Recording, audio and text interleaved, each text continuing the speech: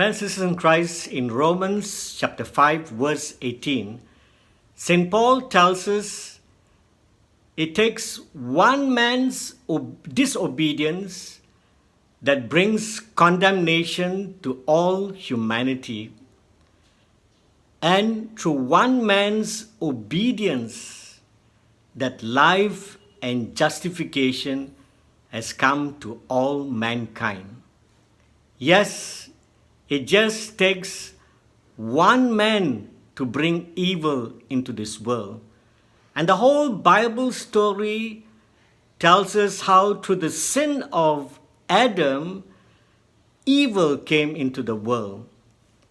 And we know from our own experience, even in our family life, it takes a husband or father or mother or wife, just one family member that can bring so much problems into our family life. Even in a country, one leader can bring havoc to the country. We see in not too long ago history how Hitler, when he became the leader of Germany, how his twisted thinking that the German people were of a superior race that led him to look down on the Jews, that so much so that 6 million Jews were killed. Brothers and sisters in Christ, today as we celebrate Good Friday, we are reminded that it is through Jesus' obedience to the Father's will that has brought life to the world. And Jesus was obedient in the face of the most extreme situations. We can say that sometimes when things are easy, it's easy to obey God. But when we are put in extreme situations, like in our own lives, when we have sickness or some tragedy in our life, we find it hard to accept the Father's plan and obey Him. And sometimes when we desire something so much, it is hard to follow God. But here we see Jesus today on Good Friday.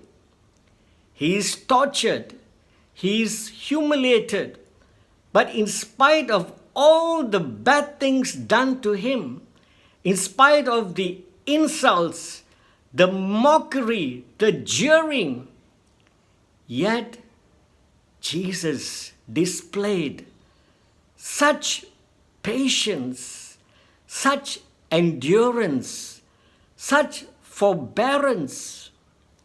And most often he remained silent and calm. The only words that he said on the cross was, "Father, forgive them, for they do not know what they are doing." When he was hurt on the cross, I'm sure Jesus must have felt so deep sorrow in his heart, because he came to do something good for man. He was falsely accused. He was wrongly charged and condemned to death. But yet, Jesus showed such character on this Good Friday. Brothers and sisters in Christ, Good Friday reminds us of the worst of humanity. The holy city of Jerusalem became the most sinful city because they murdered God. But in this moment of such disaster, we see a display of the majesty, the glory, the beauty of God's love. Yes, God manifested His love in the midst of suffering. And this is a beautiful lesson for us, brothers and sisters in Christ, that when we embrace suffering, when we embrace the difficult situations in our life, when we say yes to God, like Jesus, the power of evil is destroyed. Yes, today, Jesus, through his death and resurrection, he took upon himself the whole onslaught of evil. He represents all of us who go through such evil in this world.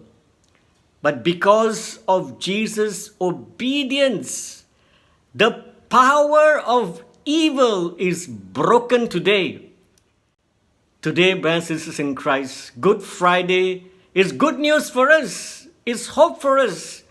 But because Jesus, who broke the power of evil, he can share with us that same power and victory over all the darkness in our life. And so, brothers and sisters in Christ, do not be discouraged. If you are struggling, if you are weak, come to Jesus today. Surrender your life to him. Allow his blood to cleanse you of all your past mistakes. Give your life to God.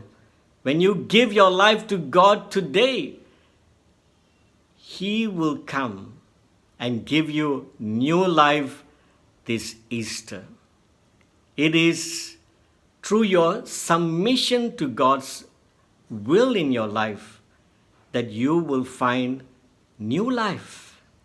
There is no other way, brothers and sisters in Christ, to experience a new beginning this Easter, except when you renounce your past with all your mistakes and failures, and once again this Good Friday, say yes to God's love, yes to the acceptance of God's forgiveness of the cross, yes to God's plan in your life, even though it might seem so painful.